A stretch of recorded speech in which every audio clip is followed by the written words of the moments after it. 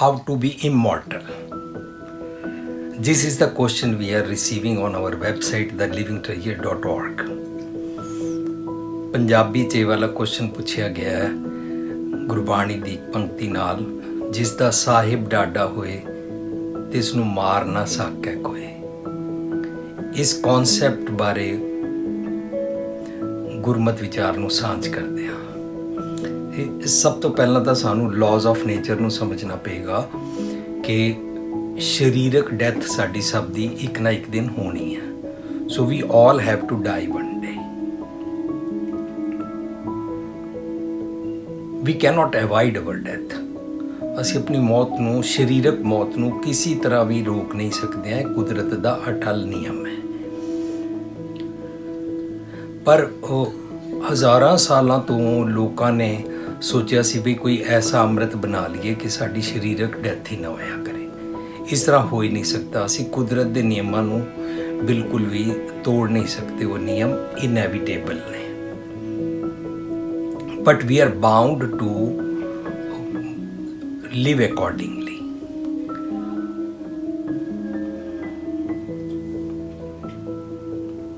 ਸਾਨੂੰ ਕੁਦਰਤ ਦੇ ਨਿਯਮਾਂ ਦੇ ਅਧੀਨ ਰਹਿਣਾ ਸਿੱਖਣਾ ਹੈ। ਇਹਨੂੰ ਕਹਿੰਦੇ ਨੇ ਹੁਕਮ ਰਜ਼ਾਈ ਚੱਲਣਾ, ਨਾਨਕ ਲਿਖਿਆ ਨਾਲ। Because the laws of nature is the will of God.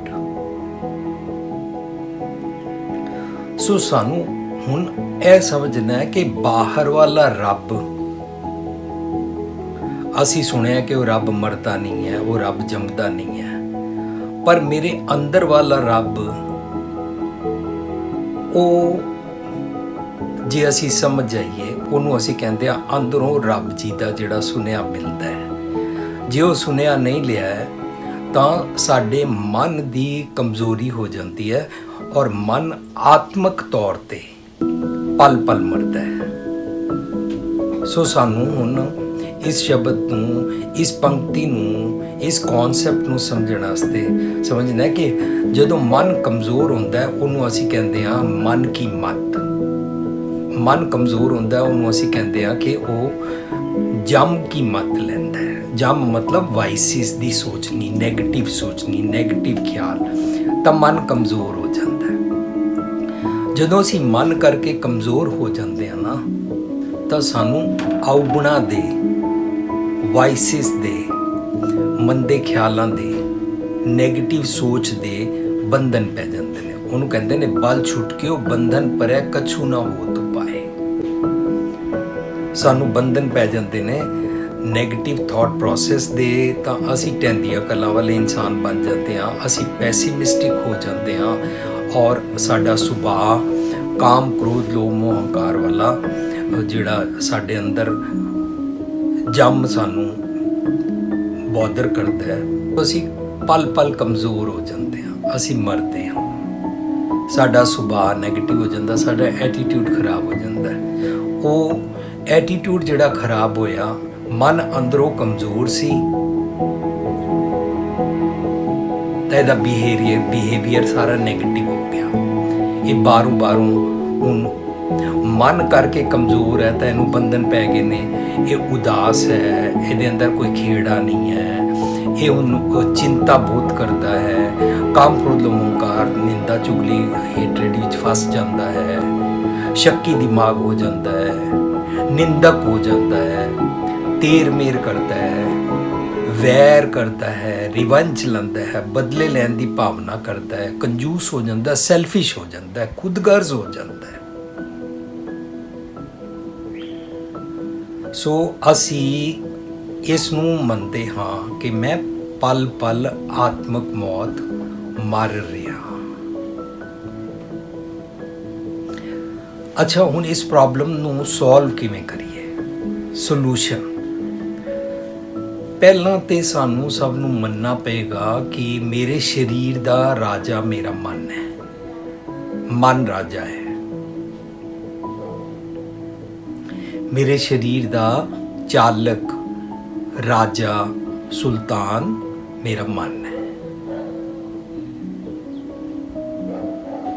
ਸਭ ਤੋਂ ਪਹਿਲਾਂ ਤੇ ਇਹ ਅਸੀਂ ਮੰਨ ਕੇ ਚੱਲਾਂਗੇ ਕਿ ਮੇਰਾ ਮਨ ਮੇਰੇ ਸਰੀਰ ਦਾ ਰਾਜਾ ਹੈ। मेरा मन इस शरीर का चालक है, मास्टर है। जिस तरह मेरा मन चाहता है मेरे शरीर को उस तरह कराता है। सो मेरा मन राजा कमज़ोर है, ਇਹਦੀ प्रजा भी कमज़ोर हो गई, ਇਹਦੇ ख्याल भी कमज़ोर हो गए, ਇਹਦਾ ਸੁਭਾਅ ਵਿਗੜ ਗਿਆ, ਇਹਦੀ प्रजा सारी कमज़ोर हो गई, ਇਹਦੇ ਸਾਰੇ सोचनी ਦਾ ਢੰਗ, ਇਹਦੇ ਫੁਰਨੇ, ਇਹਦੇ इंद्रे ज्ञानेंद्रे, ਇਹਦੇ ऑर्गन्स सारे कमज़ोर हो गए, क्योंकि ਇਹਦੇ ਕੋਲ आत्मक बल नहीं है, ਇਹਦੇ ਕੋਲ अंदर ਦੀ सोचनी ਦੀ ताकत नहीं है, ਜਿਹਨੂੰ ਅਸੀਂ ਵਿਜ਼ਡਮ ਕਹਿੰਦੇ ਹਾਂ, ਜਿਹਨੂੰ ਅਸੀਂ स्पिरिचुअलिटी कहते हैं, वो वाला बल नहीं है। सो सब तो पहला सानू सतगुर सूरमा मन के चलना पेगा भी सतगुर सूरमे बाह्या बांग जो एक लागत ही पोए गिर परा करे जे छेक। सो सतगुर सूरमे दी मत लेनी है, अपने मन नू देनी है।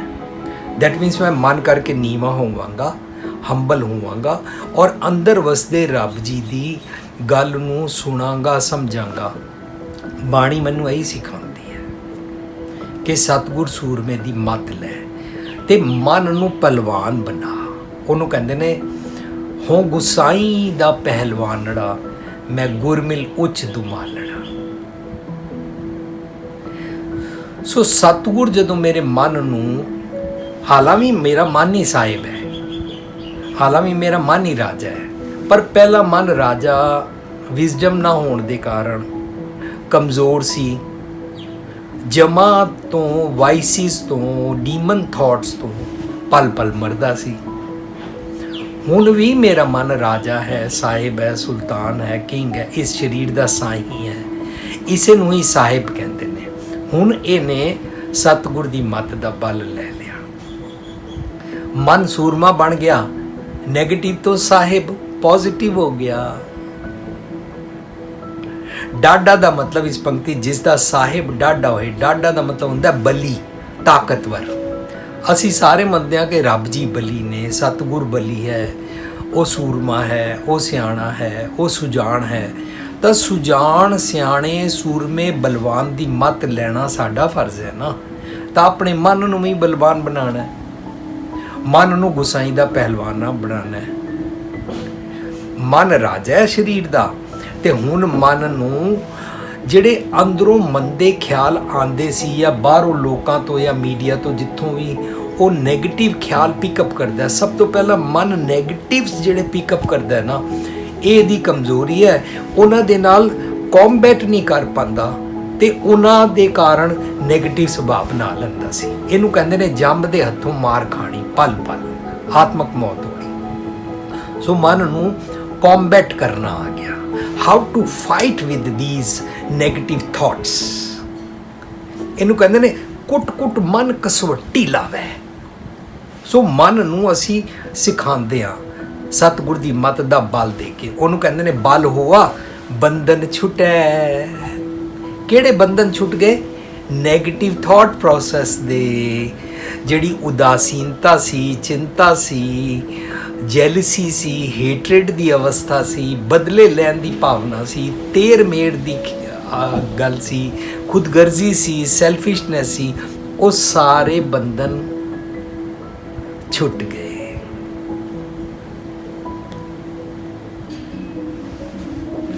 जदों सारे बंधन छुट जाते हैं तो सानू वाइसिस रूपी, डीमन थॉट्स रूपी जम मार नहीं सकता। जदों अंदरों मैनू मंदे ख्याल ही ना आन, अंदरों मैं बलवान हो गया, तो फिर मेरा बाहरला बिहेवियर भी नेगेटिव तो पॉजिटिव हो जाएगा। बस असी अज इस पंक्ति चों गुरमत का एक कॉन्सैप्ट सीखांगे, जिसदा साहिब डाडा होए तिसनों मार ना सकै कोई। ये बाहर वाले आसमान ते बैठे तथा कथित सो कार्ड गॉड की गल नहीं चल रही। जे असी वो मनते हैं तो साडी ते शरीरक डैथ हो जाती है। मार ना सकै कोई दा मतलब असी समझना है कि शरीरक तौर पर असी तो मरांगे मरांगे, भावें असी चंगे इंसान होइए भावें मंदे होइए, पर असी दुनिया विच साडा बिहेवियर ठीक हो जाए, ਬਿਹੇਵੀਅਰ ਠੀਕ ਹੋਣ ਤੋਂ ਪਹਿਲਾਂ ਮੈਨੂੰ ਆਪਣੇ ਅੰਦਰੋਂ ਆਪਣਾ ਪਰਲੋਕ ਠੀਕ ਕਰਨਾ ਹੈ, ਤਾਂ ਮੇਰਾ ਬਾਹਰਲਾ ਬਿਹੇਵੀਅਰ ਠੀਕ ਹੋ ਜਾਏਗਾ। ਅੰਦਰ ਦਾ ਪਰਲੋਕ ਸੁਹੇਲਾ ਕੀਤਾ, ਉਹਨੂੰ ਕਹਿੰਦੇ ਨੇ ਲੋਕ ਸੁਖੀਏ ਪਰਲੋਕ ਸੁਹੇਲੇ। ਲੋਕ ਦਾ ਮਤਲਬ ਮੇਰਾ ਬਾਹਰਲਾ ਬਿਹੇਵੀਅਰ ਠੀਕ ਹੋ ਗਿਆ।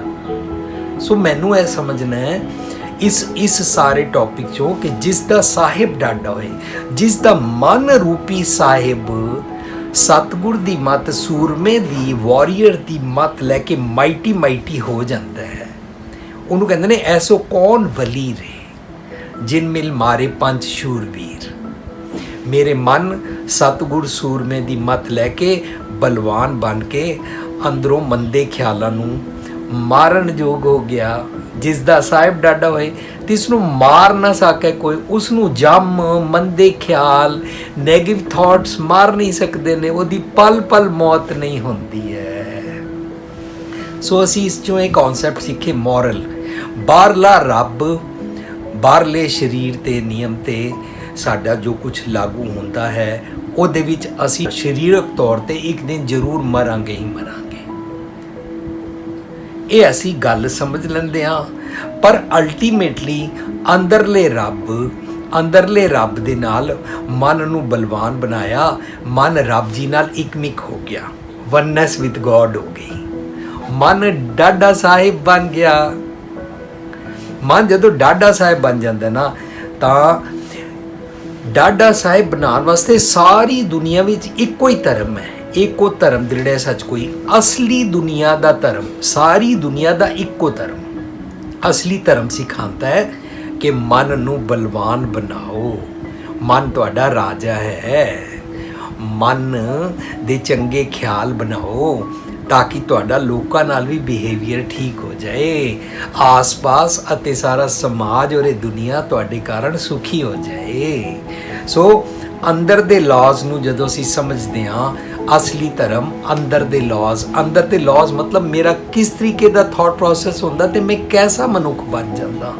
ਜੇ ਵਾਈਸਿਸ ਰੂਪੀ ਜਮਾ ਤੋਂ ਮੈਂ ਪਲ ਪਲ ਮਾਰ ਖਾਂਦਾ ਹਾਂ ਤਾਂ ਮੇਰਾ ਫਿਰ ਨੈਗੇਟਿਵ ਐਟੀਟਿਊਡ ਬਣ ਜਾਂਦਾ, ਮੇਰਾ ਬਾਹਰਲਾ ਬਿਹੇਵੀਅਰ ਵੀ ਖਰਾਬ ਹੋ ਜਾਂਦਾ ਹੈ। ਸੋ ਅਸੀਂ ਇਮੋਰਟਲ ਨਹੀਂ ਬਣ ਪਾਉਂਦੇ ਹਾਂ, ਪਲ ਪਲ ਮਰਦੇ ਹਾਂ। ਤੇ ਜੇ ਅਸੀਂ ਸਤਿਗੁਰ ਦੀ ਮੱਤ ਲੈ ਲਈਏ, ਮੇਰਾ ਮਨ ਪਲ ਪਲ ਆਤਮਕ ਮੌਤ ਮਰਦਾ ਨਹੀਂ ਹੈ, ਇਹਨੂੰ ਕਹਿੰਦੇ ਨੇ ਇਮੋਰਟਲ ਹੋ ਗਿਆ। ਇੱਕ ਬੂੰਦ ਗੁਰ ਅੰਮ੍ਰਿਤ ਦੀਨੋ ਤਾਂ ਅਟਲ ਅਮਰ ਨਾ ਮੂਆ।